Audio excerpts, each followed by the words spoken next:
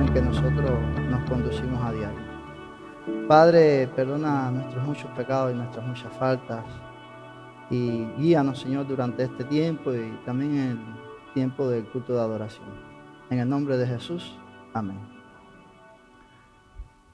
No funciona el... Ok.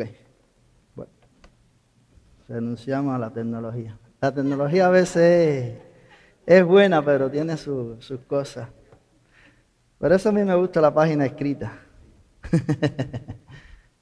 Bien, hermano, seguimos en esta serie que ya llevamos algún tiempo, una serie que empezó hablando de historia y ahora estamos en esta parte ya de la doctrina, pero que fueron aquellas doctrinas que los reformadores volvieron a sacar a la luz, que la iglesia se había apartado de ella, y ya vimos la sola escritura, que fue un tema maravilloso que lo expuso el hermano Ricardo, y también Amado creo que tuvo una clase, y el pastor Joel también.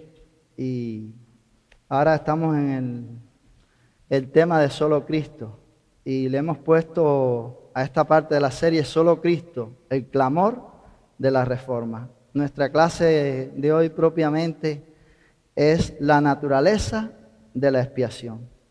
Y yo quiero que cuando nosotros pensemos en esto, en la obra de Cristo, podamos pensar con claridad, podamos pensar a profundidad lo que Jesús hizo ahí en la cruz. Ya hemos estado hablando de este asunto, lo hicimos el domingo anterior y hoy vamos a continuar haciéndolo. Hay un pasaje en las Escrituras que está en 2 Corintios 3:18 que se nos manda a contemplar a Cristo, porque dice que nosotros somos transformados de gloria en gloria, la misma imagen, como por el Espíritu del Señor. Y no es que nosotros nos pongamos a contemplar una imagen, no estamos pensando en eso. Lo que estamos pensando es en contemplar, es en mirar, es en estudiar la obra de Cristo, todo lo que Cristo hizo, la naturaleza de Cristo, el sacrificio de Cristo, porque cuando nosotros crecemos en el entendimiento de su persona, de su obra y de su sacrificio, eso va a traer un impacto a nuestras vidas. Y eso es lo que va a hacer que nosotros podamos vivir para la gloria de Dios. Eso es lo que va a hacer que nosotros, viviendo para la gloria de Dios, vamos a querer obedecer a Dios, vivir en santidad, vivir en una vida de agradecimiento total a Dios. Eso solo porque nosotros hemos estado profundizando y hemos visto el verdadero valor de la obra de Cristo a favor nuestro. Así que vamos a seguir hablando de este asunto. Nuestra clase de hoy es la naturaleza de la expiación, y es importante tener presente mientras hablamos de la naturaleza de la expiación, que esto consiste en la obediencia de Cristo y los sufrimientos de Cristo. De eso es que vamos a estar propiamente hablando, la obediencia de Cristo y los sufrimientos de Cristo por nosotros, que es el énfasis primario de la obra de redención en favor de nosotros. Pero cuando nosotros pensamos en la obra de la redención, nos ubicamos siempre en nosotros, porque la Biblia enseña que Cristo murió por nosotros, pero nosotros no somos la parte primaria de esa obra, es Dios. Porque el sacrificio fue hecho para apaciguar a Dios. La obediencia de Cristo a la ley, la vida de obediencia que Él vivió, fue hecha también porque nosotros no podíamos realmente obedecer a Dios. Y entonces Él lo hizo. Y nosotros somos beneficiados de su obediencia y de su sacrificio. Eso también nos impacta a nosotros. Pero primariamente esa obra es primariamente para Dios. Es primariamente para Dios, porque de esa manera entonces es que nosotros podemos ser reconciliados. La obra de redención solo tiene implicaciones para nosotros de manera secundaria. Y eso es algo que tenemos que tener presente. Jesús obedeció al Padre en nuestro lugar y cumplió perfectamente con las demandas de la ley. Así que Él vivió una vida perfecta para poder cumplir las demandas de la ley. Y dice que obedeció ¿a quién? Al Padre. Por eso es que de una manera objetiva se trata del Padre.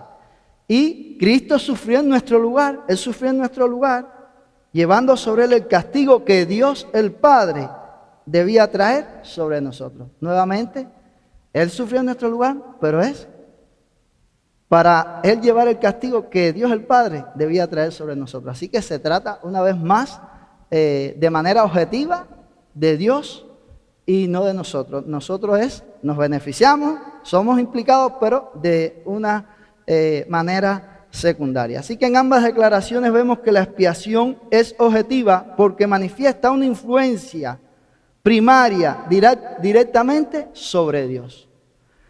No tenemos los gráficos, pero hubiera sido bueno haber tenido porque les permitía ver y iba a ser bueno.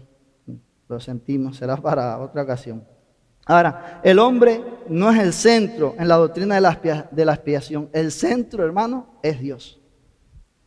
Y yo lo quiero recalcar porque cuando nosotros hablamos, generalmente quizás pensamos que nosotros somos el centro, porque sí, Él vino para redimirnos y vino a hacer esa obra, pero para que eso pudiera ser posible, tenía que tener un impacto objetivo en Dios, como ya hemos dicho.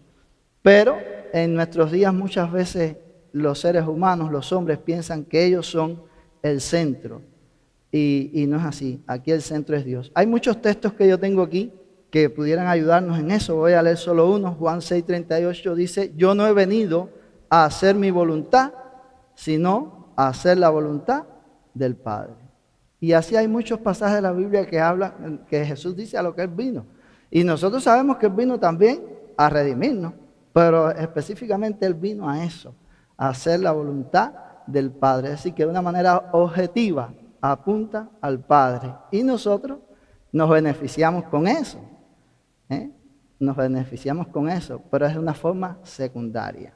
Y eso hay que tenerlo presente en nosotros a la hora de hablar, a la hora de nosotros pensar en el sacrificio de Cristo. Así que para poder ser nuestro Salvador, Cristo tuvo que suplir dos necesidades que solo Él podía hacerlo. La primera, vivir una vida de obediencia perfecta. Dice que fue obediente hasta la muerte y muerte de cruz. Filipenses 2:8. Y morir como un sustituto. Pudiéramos buscar ahí muchos pasajes, después vamos a seguir viendo sobre eso, esos pasajes que sirven para ahí.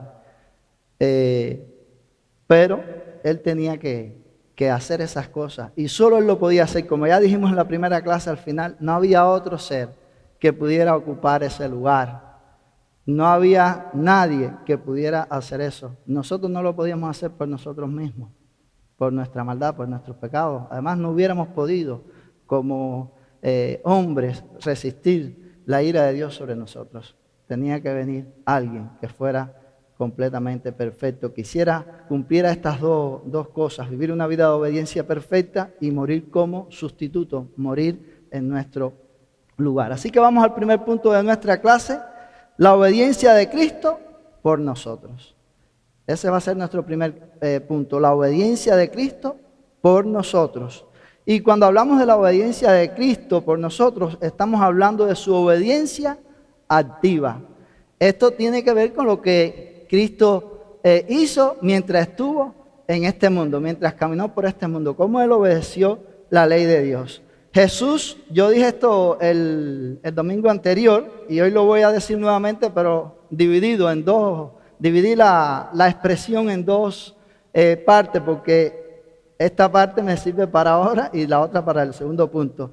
Jesús vivió la vida perfecta que nosotros no podíamos vivir. Y de eso se trata este punto, que Él obedeció en todas las cosas la ley de Dios.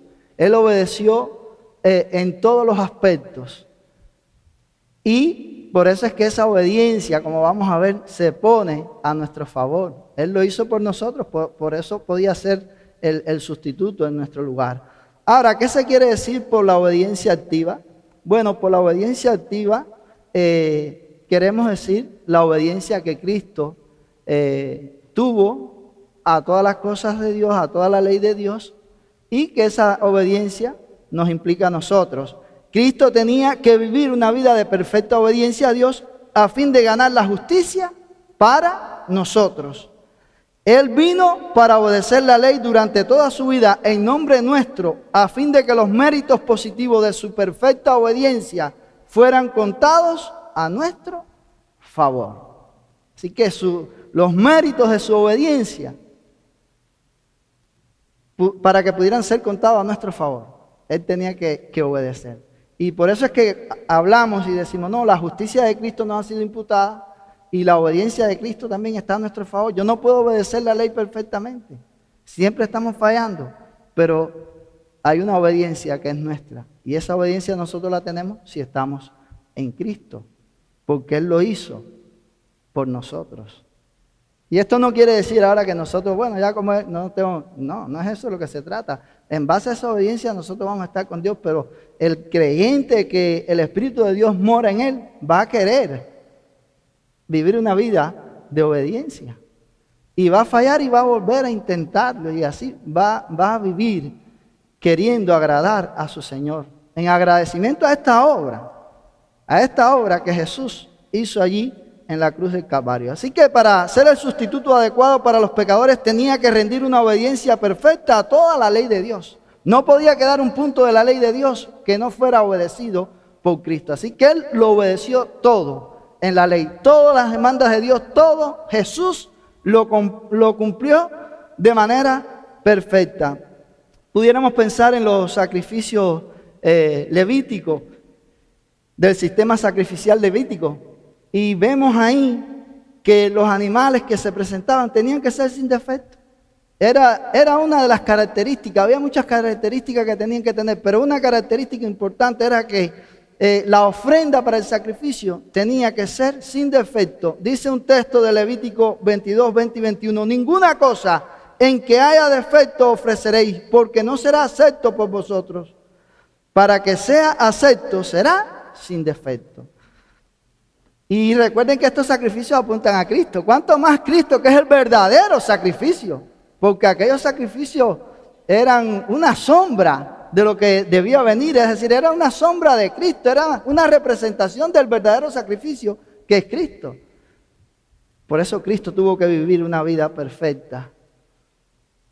El Cordero Pascual de la misma manera. Cuando tú lees sobre el Cordero, dice que tenía que ser también sin defecto. Por tanto, vemos a la luz de estos pasajes que la ofrenda para el sacrificio tenía sus requerimientos, ya que si el castigo por el pecado tenía que ejecutarse sobre un sustituto, se requería que éste no tuviera mancha ni defecto. El mismo principio de perfección que se exigía en los sacrificios levíticos se exige al sacrificio expiatorio de Cristo. Tenía que ser de esa manera. Dice Hebreos 9:23, fue pues necesario que la figura de las cosas celestiales fuesen purificadas así, pero las cosas celestiales mismas con mejores sacrificios que esto. Y ese es Cristo, hermano. El mejor sacrificio es Cristo. Y por eso es que ese es el clamor de la reforma. Cristo. No necesitamos otra cosa, necesitamos a Cristo porque Él es la forma de que el hombre pueda ser verdaderamente reconciliado con Dios. Como decía el apóstol Pablo, nosotros estamos completos en Cristo. Nosotros estamos completos en Cristo. Ahora, Cristo es nuestro Cordero Pascual, el único digno para ser nuestro sustituto delante de Dios. Por eso es que estamos completos en Cristo. Porque no hay otra criatura, no había otro sustituto. Hoy las personas quieren buscar muchos caminos, muchos sustitutos. Ya hablamos de eso. La misa, el purgatorio, caminos para que el hombre pueda llegar a Dios, pueda reconciliarse con Dios, pueda, después de muerto, después de haber vivido una vida aquí sin pensar en Dios, entonces que puede haber un cambio en su destino eterno. No, fracaso total.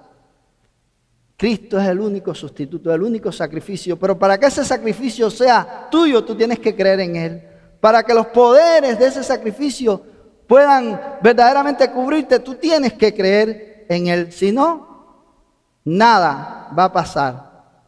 Así que Él es el único sustituto posible delante de Dios. Por tanto, tenía que ser sin pecado, santo, sin mancha y apartado de los pecadores. Así vivió nuestro Señor Jesucristo y así murió también nuestro Señor Jesucristo. Una vida íntegra, una vida santa, una vida perfecta en todos los aspectos. Y nosotros tenemos que mirar a ese Cristo, a ese Salvador y imitarle. Dice 1 de Pedro 1, 18 y 19, sabiendo que fuiste rescatado de vuestra vana manera de vivir, la cual recibiste de vuestros padres, no con cosas corruptibles, como oro o plata, sino con la sangre preciosa de Cristo, como de un cordero sin mancha y sin contaminación. Lo que obra nuestra salvación es la obra de Cristo, hermano.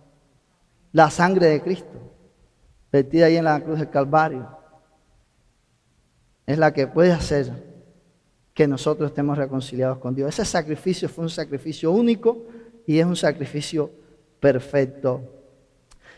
Si Cristo solo hubiera obtenido el perdón de pecado para nosotros, no hubiéramos merecido el cielo. Y digo esto porque hay personas que dicen que eso es lo único que pasó.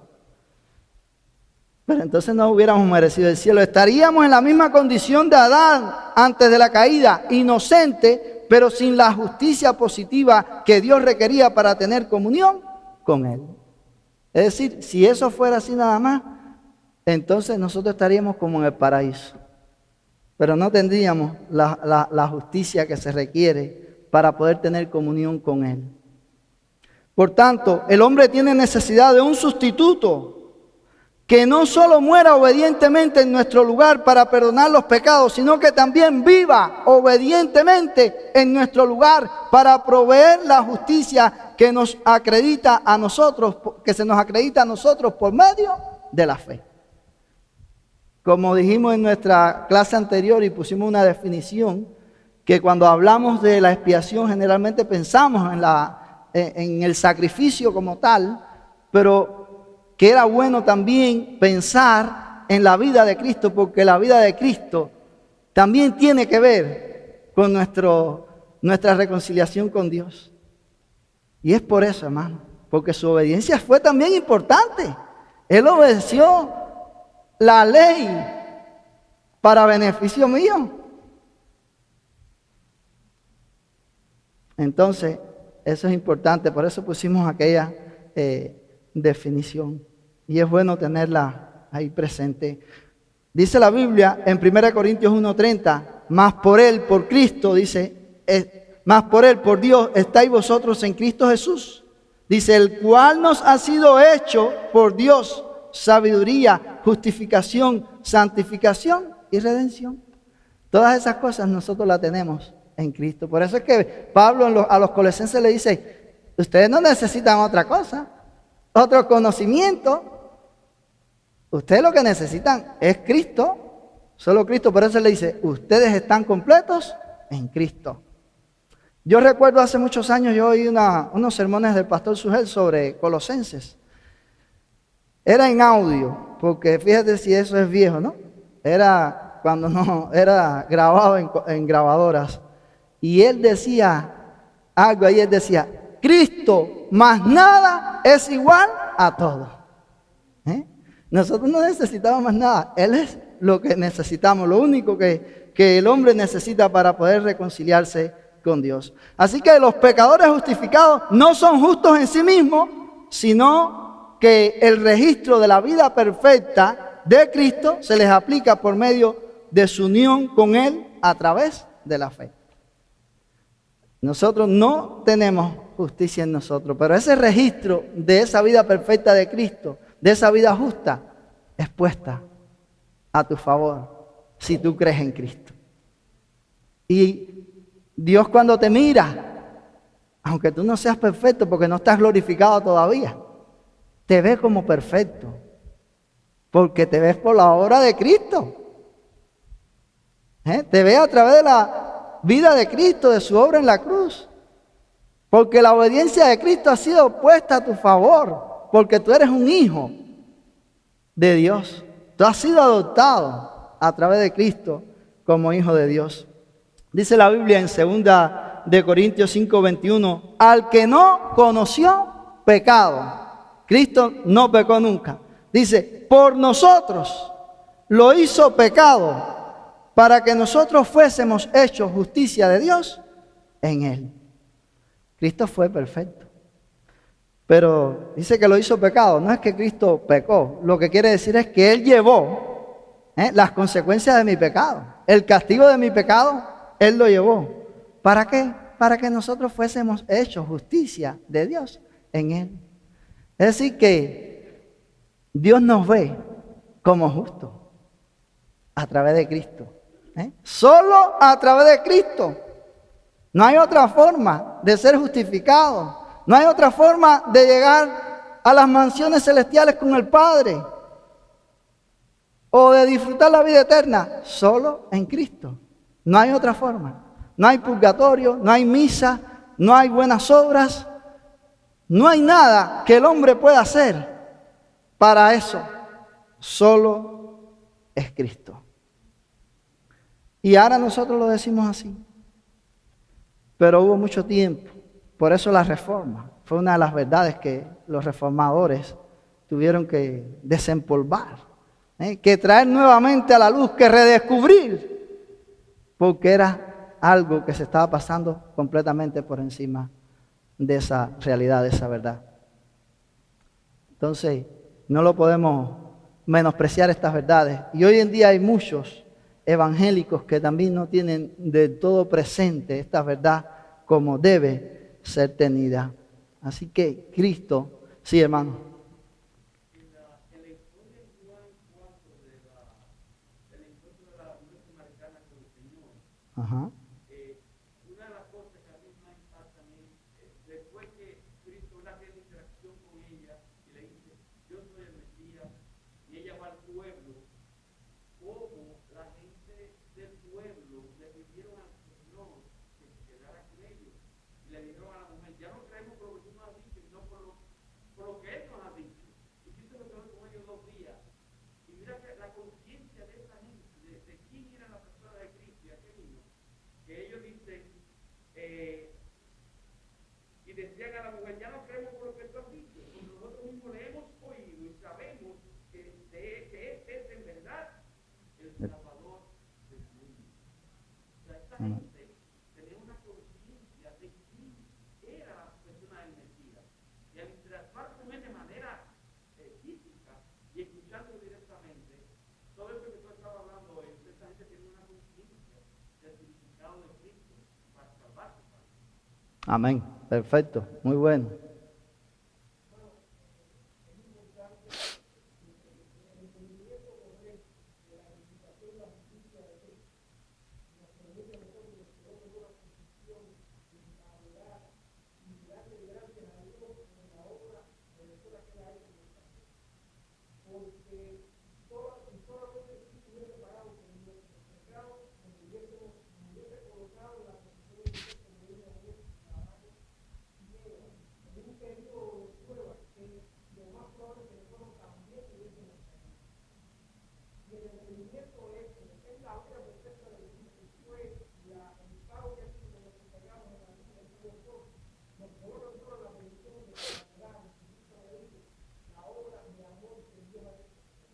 Amén.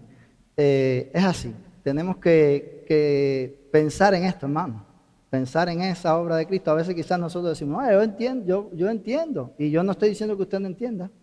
Pero mientras más uno piensa en eso que uno entiende, en eso que Cristo hizo, como que uno empieza a ver más cosas, a ver realmente ese valor, ¿no? De esa obra. Entender quizás un poco más lo que Cristo pasó, lo que Cristo hizo. Y eso hace bien a nuestras vidas.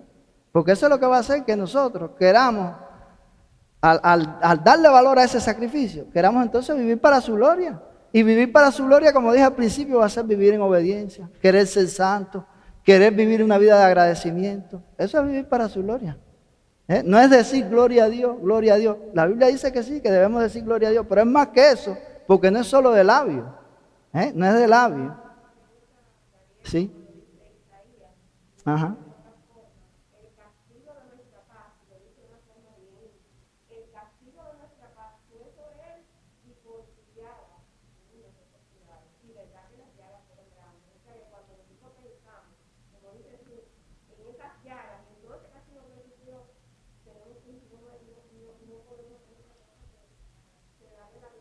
Amén. Spurgeon decía algo, decía, y esta es la idea que hay detrás de eso, él decía que nosotros, porque a veces nosotros pensamos que el evangelio es para la gente de la calle. Yo crecí así, ¿me entiendes? Cuando yo me convertí, yo creía que el evangelio era entonces para las personas que no son creyentes, y yo le predicaba a las personas, y es para eso, sí, nos manda eso, pero hubo un momento en mi vida que unos textos que yo usaba para las personas que no eran creyentes, yo me di cuenta que, pero esto no puede ser solo para ellos, a mí me hace falta que esto es para mí también.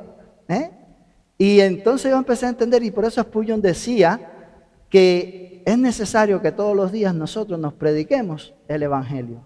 Es la idea de no olvidar, de no olvidar verdaderamente ese sacrificio, el valor de ese sacrificio, sino tenerlo presente, porque nosotros somos descuidados y nos olvidamos, porque a veces cuando nos relacionamos con una cosa, como que caemos quizás en la rutina y le perdemos el verdadero valor que ese sacrificio tiene, o que esa cosa tiene. A veces tenemos cosas y al principio, pero ya después, ya como es rutinario y siempre sabemos que está ahí, como que entonces le restamos el valor. No debemos hacer eso con la persona de Cristo ni con las cosas de Dios. Yo me recuerdo de un sermón que tiene Paul Washer que se llama Predicándole el Evangelio a los Evangelios. Y mi hermano, el Evangelio es el centro de la vida cristiana. Es el centro mismo. Nosotros tenemos que predicarnos el Evangelio nosotros mismos todos los días. Porque es triste cuando uno le pregunta a un cristiano qué es el Evangelio y esa persona que profesa supuestamente la fe no sabe qué es el Evangelio. Y entonces te dice que el Evangelio es venir a la iglesia, o que el Evangelio es portarse bien, o que el Evangelio... No, el Evangelio es la vida de Cristo y la muerte de Cristo. Amén. El Evangelio es Cristo, no somos nosotros el Evangelio, es Cristo. Entonces, nosotros tenemos que comprender, nunca lo vamos a hacer a cabalidad, pero eso que dice Daniel, aplicando todos los días la muerte de Cristo, eso que dice Ariana, entender el sufrimiento de Cristo en la cruz con nosotros.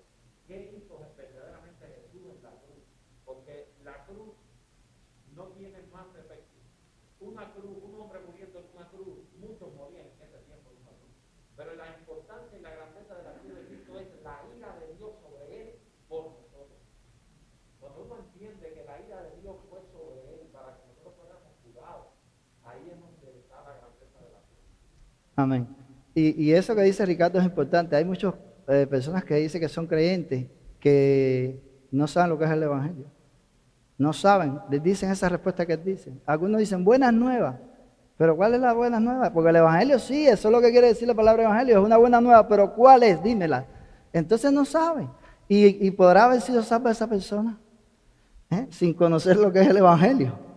Porque somos salvos por conocer esa obra, pero si usted no la conoce, a lo mejor es una persona religiosa o que viene por tradición nada más y no se engaña a sí mismo. ¿Entiendes? Porque realmente no sabe. Es importante que nosotros no estemos en esa situación, sino que realmente nosotros hayamos conocido el evangelio y conozcamos cada día más, que profundicemos y podamos conocer más las cosas de Dios. No vamos a tener un conocimiento perfecto ni total en este mundo, pero sí podemos cada vez entender un poco más sobre la obra de Cristo. Hay teólogos que cuando hablan de la obra de Cristo, solo hablan de que Cristo murió ahí en la cruz del Calvario por nuestros pecados, que pagó por nuestros pecados. Pero eso no nos permite, recuerden, tener una idea lo más exacta sobre lo que Jesús hizo. Estos teólogos nunca explican por qué Jesús se convirtió en nuestra justicia delante de Dios. Nunca explican eso. Y Mateo 3:15 dice, pero Jesús les respondió cuando Juan no lo quería bautizar. Jesús les respondió, deja ahora, porque así conviene que cumplamos toda justicia. Entonces le dejó. Tenía que cumplir toda justicia por nosotros, es decir, por amor a todas las personas que estaba representando como cabeza federal que él era. Él era nuestro representante y él tenía que cumplir toda justicia por nosotros, en virtud de aquellos que iban a creer, en virtud de los elegidos, de su pueblo elegido, tenía que cumplir toda justicia. Era necesario, por eso es que es importante la vida de Cristo. Si Jesús no hubiera cumplido toda justicia a nuestro favor, no tendríamos un historial de obediencia que nos permitiera disfrutar del favor de Dios y la vida eterna con Él. Si Él no hubiera podido hacer eso, entonces no podíamos ser salvo. La pregunta entonces es, ¿con cuál historial de obediencia te vas a presentar delante de Dios? ¿Con el tuyo propio o con el de Cristo? ¿Con cuál de los dos? Debes estar claro en eso. Quiera Dios que sea con el de Cristo, porque con el de nosotros estamos fallidos. No vamos a poder hacerlo. Segundo punto de nuestra clase, los sufrimientos de Cristo por nosotros. Este es lo segundo que tiene que ver con la naturaleza de la expiación. Entonces vamos a hablar ahora, ya vimos la obediencia de Cristo, por qué tuvo que vivir una vida obediente mientras estuvo en este mundo, por qué obedeció todas las cosas de la ley. Fue primeramente para Dios, como dijimos, de una manera objetiva, porque eso era lo que Dios demandaba y Él lo hizo por Dios, pero de una manera secundaria, eso nos impacta a nosotros. Nos impacta a nosotros porque a través de eso es que nosotros podemos presentarnos delante de Dios con un pasaporte de obediencia y ser aceptado, porque Él obedeció. Y ese pasaporte es nuestro si estamos en Cristo. Pero ahora vamos a ver los sufrimientos de Cristo por nosotros, o los sufrimientos de Cristo por sus elegidos, por su pueblo. Y cuando la Biblia habla del sufrimiento y nosotros pensamos en este tema, nosotros todos pensamos en Job. Generalmente nosotros pensamos en Job. De hecho, la Biblia dice que consideremos a Job tal ejemplo de sufrimiento. Pero hermano, nunca se puede comparar el sufrimiento de Job con el sufrimiento de Cristo. Nunca, jamás. Por mucho que Job haya sufrido, nunca lo podemos comparar con lo que Cristo realmente sufrió allí en la cruz del Calvario. Y mientras vino a este mundo, las cosas que Jesús tuvo que sufrir. Además, la ira de Dios fue sobre Él, recuerden. El castigo de todos mis pecados, del pasado, del presente y del futuro, Jesús lo llevó en la cruz. Y el de los tuyos también. Y el de todos los que han creído, Jesús llevó esos castigos allí sobre la cruz. La ira de Dios vino sobre Él. Así que el sufrimiento de Cristo fue un sufrimiento grande.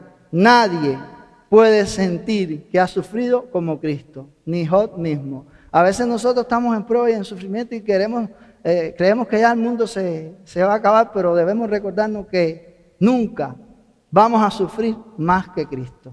Nunca. Y van a venir sufrimientos a nuestra vida, incluso por ser creyentes, pero nunca vamos a sufrir más que Él. Y no piense que por ser creyente ya se acaban los problemas. Al contrario, la Biblia enseña que nosotros somos seguidores de un Salvador sufriente. Y vamos a tener que sufrir también. Porque no solo se nos ha concedido que creamos en Cristo, sino que suframos por Cristo, dice la Biblia. Es decir, se nos ha concedido por medio de la obra de Cristo que nosotros creamos y que seamos reconciliados con Dios, perfecto. Pero también eso implica que vamos a tener que sufrir por Él. Entonces tenemos que armarnos, como dice la misma Escritura, con ese pensamiento. Tenemos que prepararnos y saber que ese momento puede llegar. Por tanto, esta es la oportunidad de prepararnos y de pedirle a Dios que Él nos dé fuerza si nos tocara para nosotros confesarle delante de los reyes, delante de los gobernadores, delante de cualquier autoridad humana, por violenta que sea. Por violenta que sea, que nosotros podamos estar dispuestos a confesarle. La otra parte ahorita le dije que Cristo había vivido la vida perfecta que nosotros no podíamos vivir. Ese pensamiento sigue y dice ahora, y murió la muerte que tú no podías morir. Es decir, nosotros no podíamos morir esa muerte que apaciguara a Dios, que complaciera a Dios en todas las cosas y ya. Todo está bien. No había ningún mortal que pudiera hacer eso. Pero Jesús era el único que podía hacerlo en todo el universo, como ya vimos en la clase anterior. ¿Qué es la obediencia pasiva de Cristo? Bueno, la obediencia pasiva de Cristo se le llama a los sufrimientos y muerte de Cristo por nuestros pecados.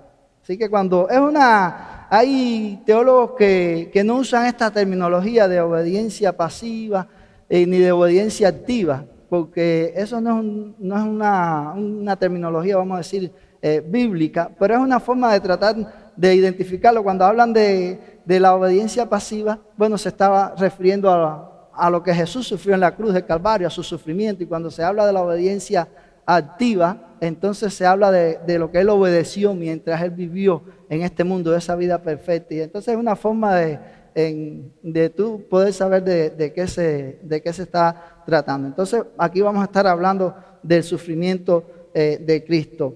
Y como ya nosotros dijimos en la clase anterior, la teoría que nosotros sostenemos con relación a esto de los sufrimientos de Cristo es la teoría de la sustitución penal, que anuncia que en la cruz Jesús sufrió la pena por los pecados de su pueblo, de ahí que es penal, y como sustituto del mismo, de ahí que sea una sustitución, por eso sustitución penal. Así que en la expiación penal sustitutiva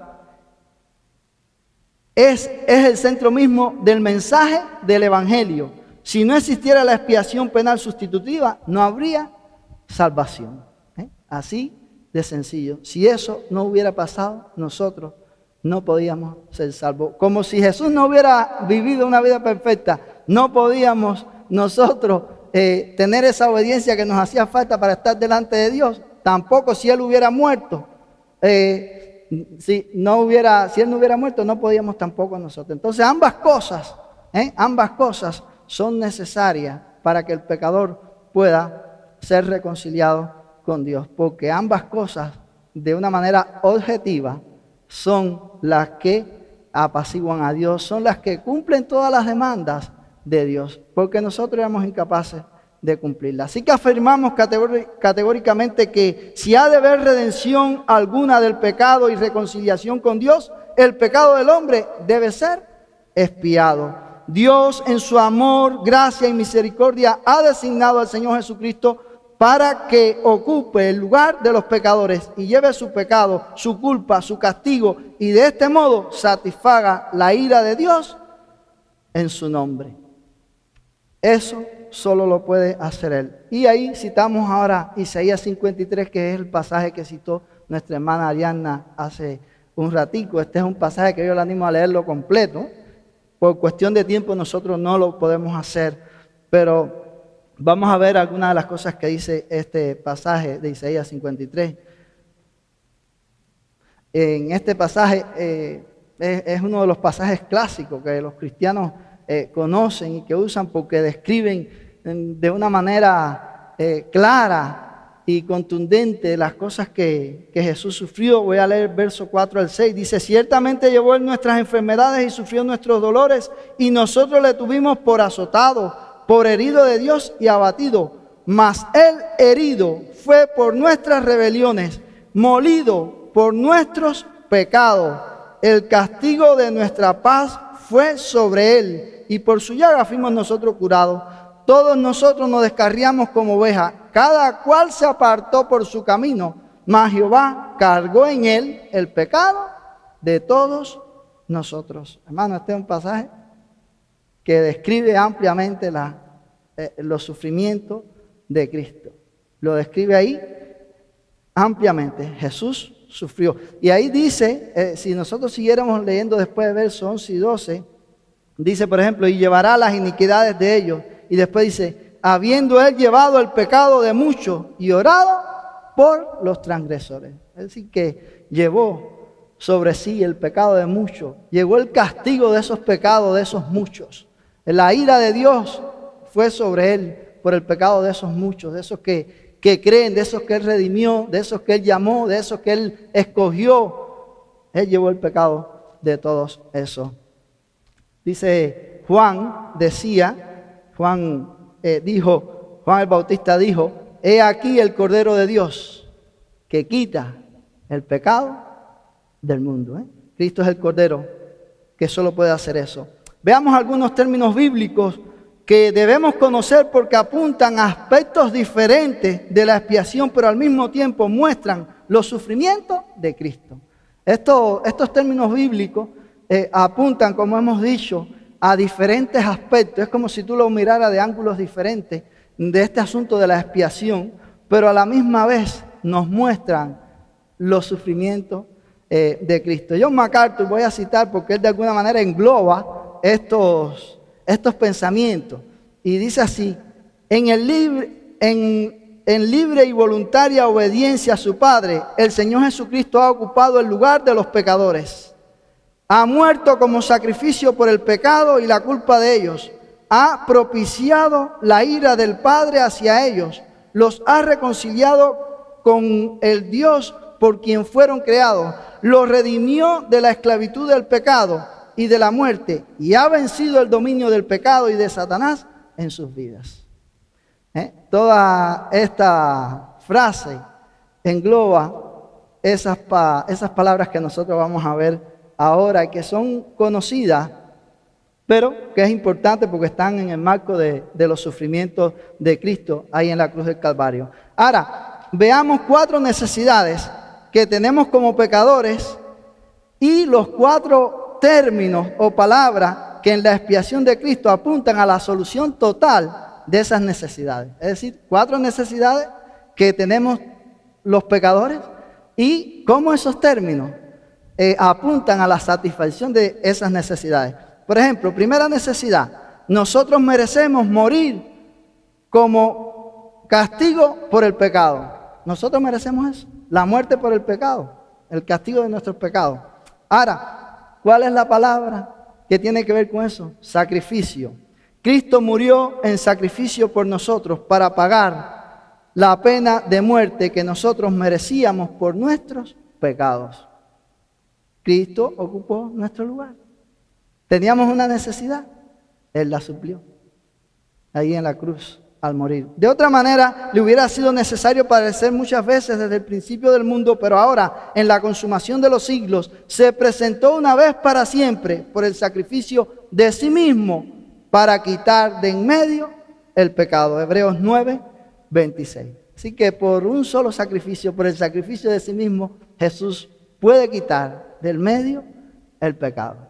Así que es importante el sacrificio de Cristo, y cuando pensamos en la cruz, pensamos en el sacrificio. Segunda necesidad: nosotros merecemos sufrir la ira de Dios en contra del pecado. Los que merecemos esa ira de Dios, nosotros la merecemos, somos nosotros. Es lo que nosotros debíamos sufrir, es la consecuencia que nosotros tenemos que llevar. Pero en este caso, si tú estás en Cristo, estás libre de esas consecuencias, vas a estar libre de esas consecuencias. ¿Cuál es el término? Propiciación. Es la palabra. Y esto tiene que ver con la obra de Jesús ahí en la cruz. Así que la propiciación es para alejarnos de la ira de Dios que merecíamos. Cristo murió en propiciación por nuestros pecados. Es decir, para quitar la ira de Dios. Veamos este término ahora. Antes veamos un texto. Dice: en esto consiste el amor, no en que nosotros hayamos amado a Dios, sino en que Él nos amó a nosotros y envió a su Hijo en propiciación por nuestros pecados. La versión internacional, esa parte de la propiciación lo dice así: en que fuera ofrecido como sacrificio. Porque esa es la idea. Propiciación es en favor tuyo. Vamos a verlo ahora el término. El término propiciación, su significado tiene que ver con el objeto de la expiación. El prefijo pro significa por. Por tanto, este término nos enseña que por medio del sacrificio de Cristo, Dios deja de estar enemistado con nosotros para estar por nosotros.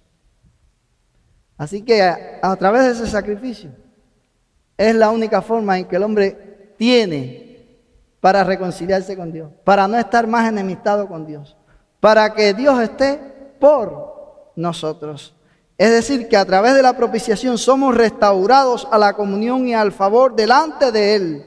La propiciación es el medio a través del cual la ira de Dios es apaciguada. De una manera objetiva, ¿ok? Es Dios el que se apacigua, pero de una manera también nos implica a nosotros. Pero primariamente tiene que ver con Dios. Por ahí somos también nosotros reconciliados. El resultado final de eso es que reconcilia al pecador que acepta ese sacrificio. Sproul dice, hablando de esto, dice: en conjunto la expiación y la propiciación constituyen un acto de aplacamiento. El resultado de la expiación de Cristo es la propiciación la ira de Dios es removida. Recuerden que nosotros decíamos la clase anterior que la expiación, y explicábamos ese término, y que era quitar, que significaba quitar el pecado, cubrir el pecado, limpiar el pecado.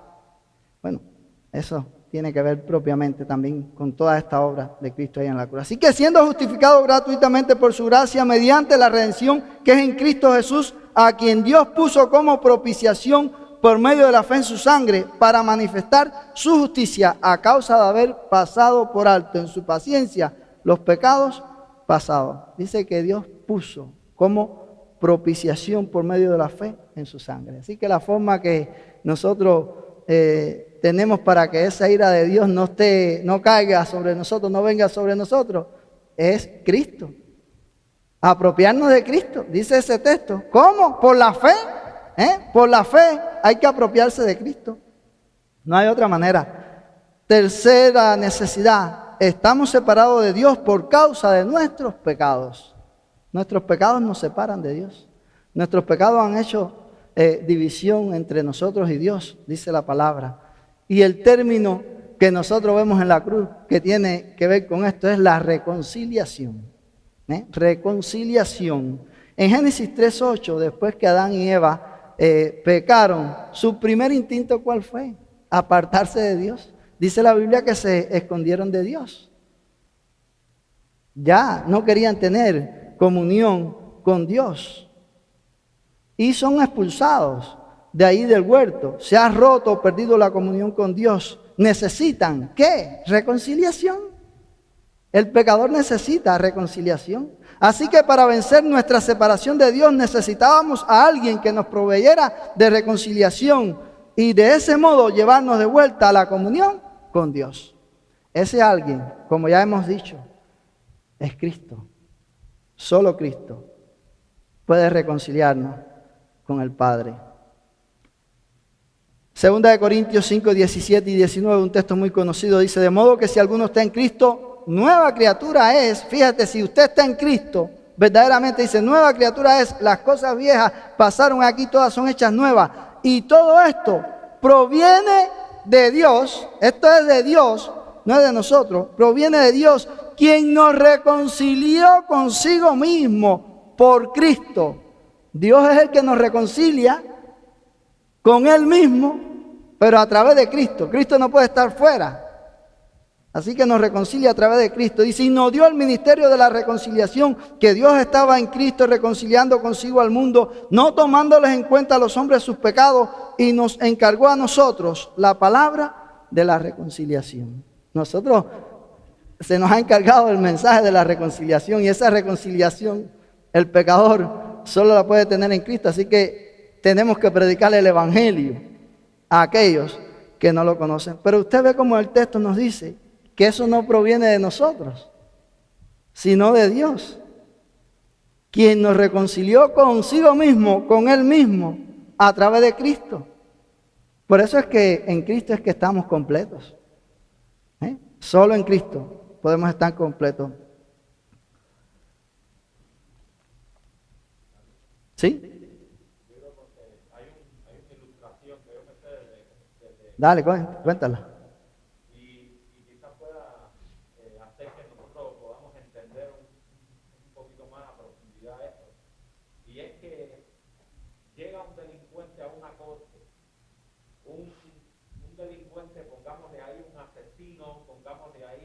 Uno que ha transgredido toda la ley, pongamos ahí un ladrón, pongamos ahí un adúltero, llega a una corte y llega ante el juez y el juez le dice, bueno, mira, yo soy un juez tan bondadoso, tan bueno, tan amable, tan generoso, que yo he decidido perdonar.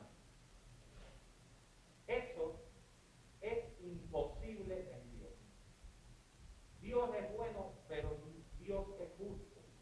Ese juez, cualquiera podría decir, no, tú eres muy bueno, pero tú no eres justo, porque tú no estás condenando el pecado.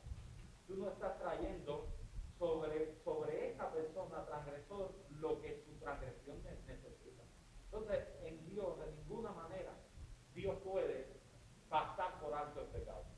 La bondad de Dios no puede pasar el pecado. Por lo tanto, para que ese ladrón pueda ser reconciliado, alguien tiene que morir en su lugar. La ira de Dios no puede ser satisfecha con un te perdono. Alguien tiene que recibir el castigo por ese pecador. Por lo tanto, ahí está la grandeza del Evangelio. Cristo recibió nuestros pecados sobre él. Amén.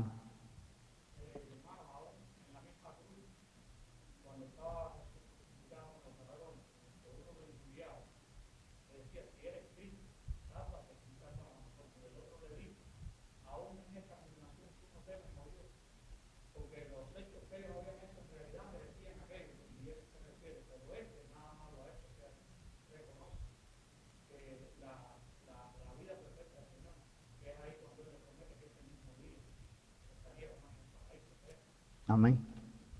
Perfecto. Y muy buena la ilustración. Es así.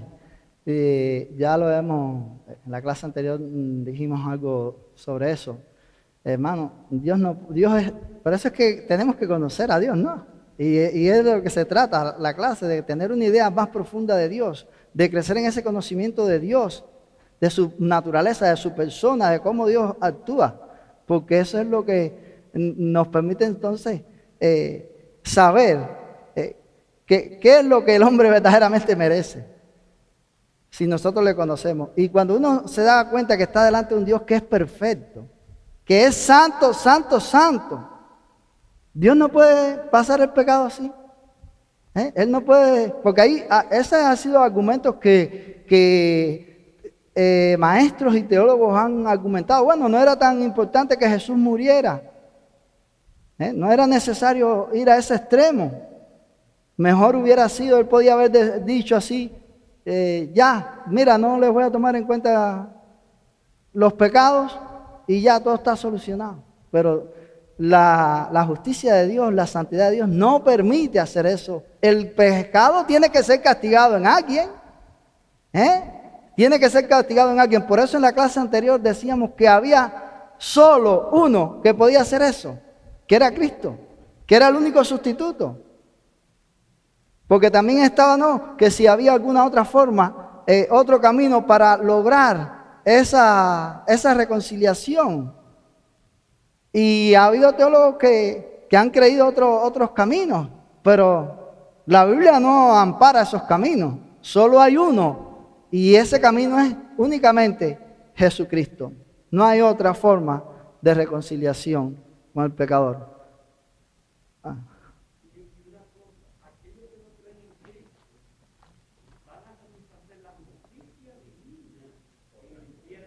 Sí. Sí, claro, la ira de Dios va a venir sobre ellos. No. Ellos van a recibir la condenación del juez. Claro. Por lo tanto, hay que ponerse detrás de Cristo, porque Cristo es el que recibió la condenación de él.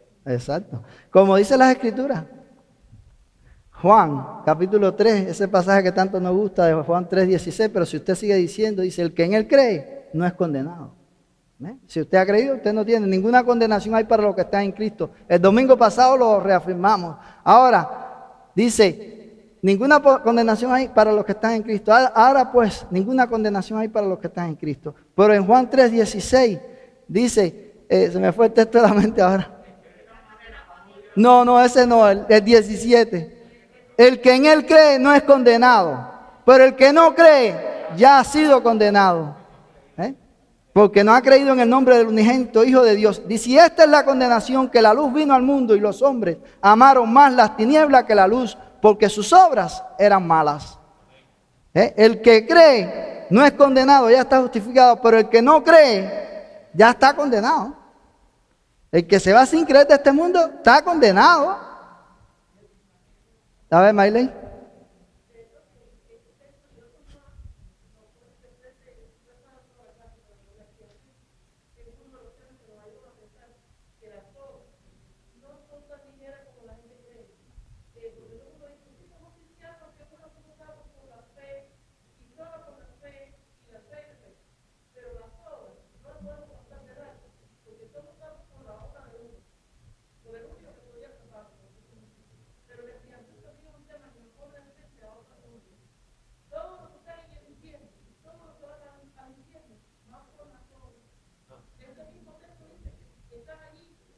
Sus obras son malas.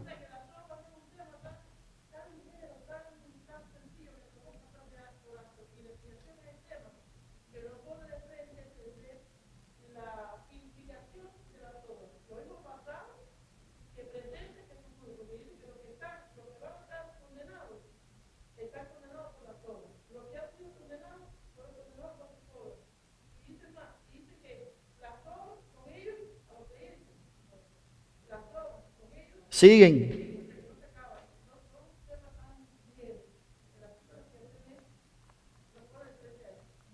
A ver, amado.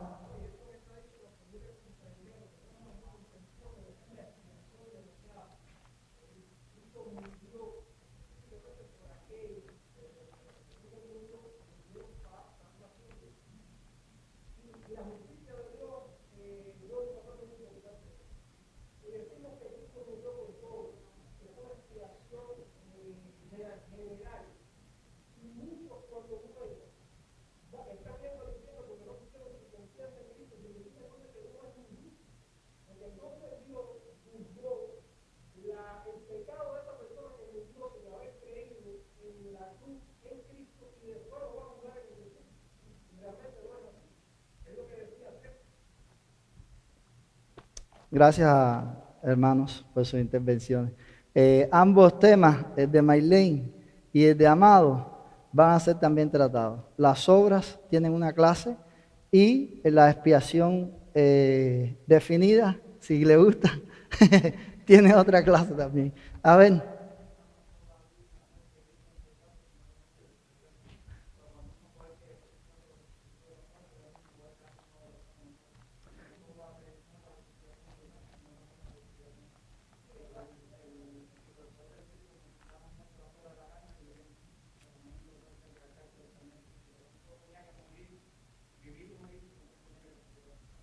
Perfecto, no tenemos problema con esa verdad. Nosotros reafirmamos que Cristo resucitó y creemos que si no hubiera resucitado, entonces vana es nuestra fe, vana es nuestra predicación, comamos y bebamos, que mañana moriremos.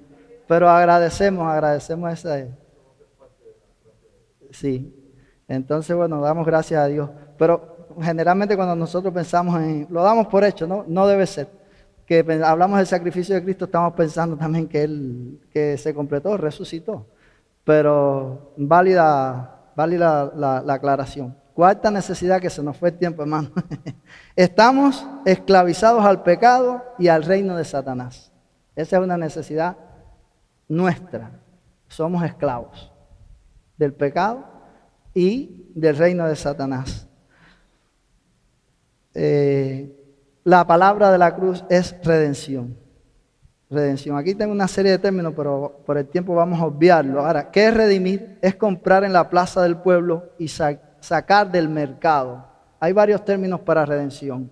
Hay otro término que dice, redención alude a comprar mediante el pago de un rescate. El pastor el domingo pasado usó esta palabra y él lo explicó ampliamente. Así que es comprar un rescate. Nosotros, es pagar un rescate.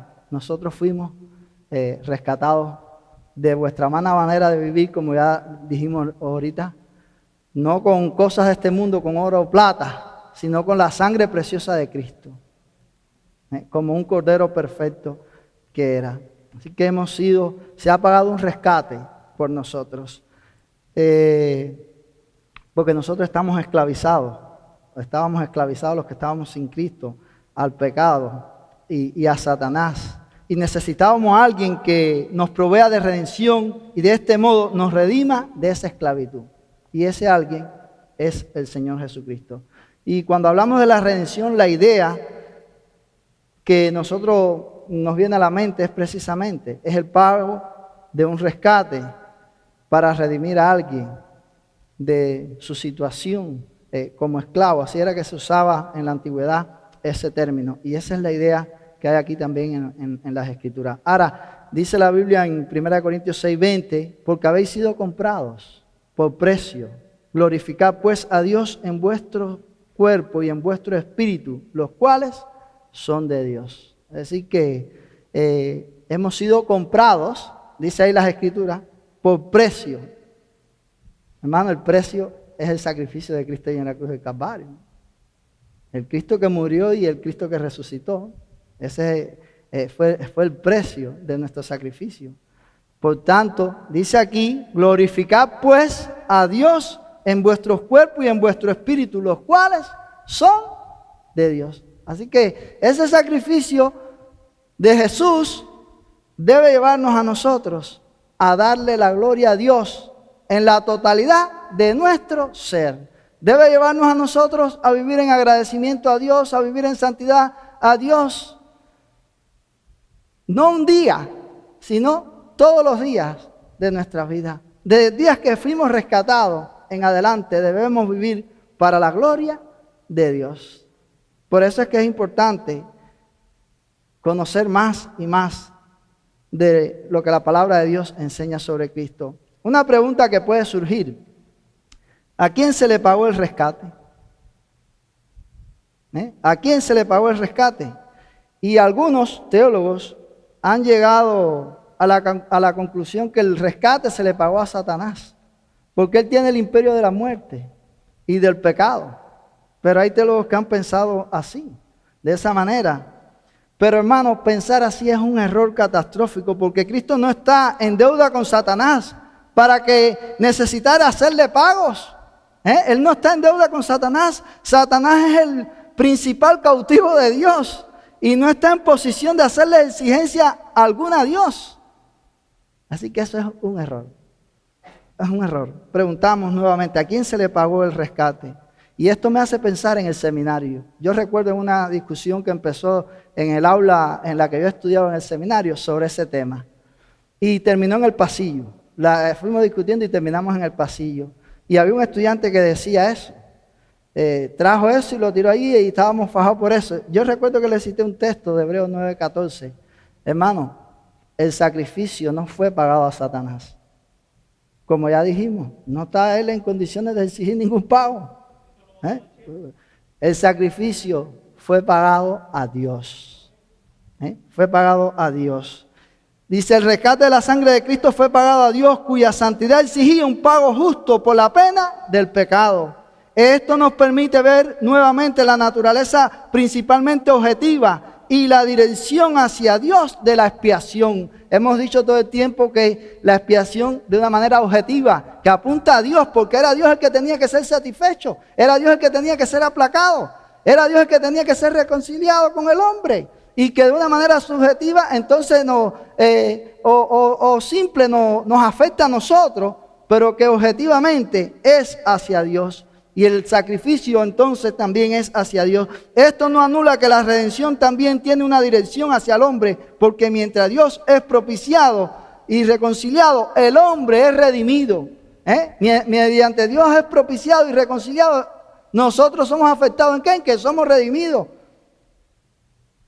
Somos salvados por esa obra de Cristo. Así que el rescate no se le pagó a Satanás, el rescate se le pagó a Dios. Nuestro último punto nada más lo voy a mencionar porque hemos llegado ya al tiempo.